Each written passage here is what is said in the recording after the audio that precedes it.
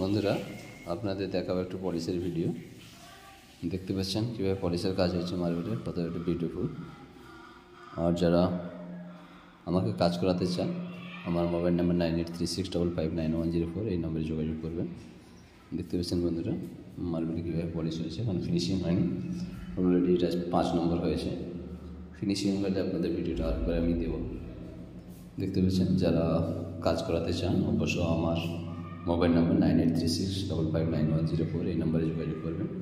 আরেকটি আমার alternative number আছে 8910744634, এই নম্বরে যোগাযোগ করতে পারবেন।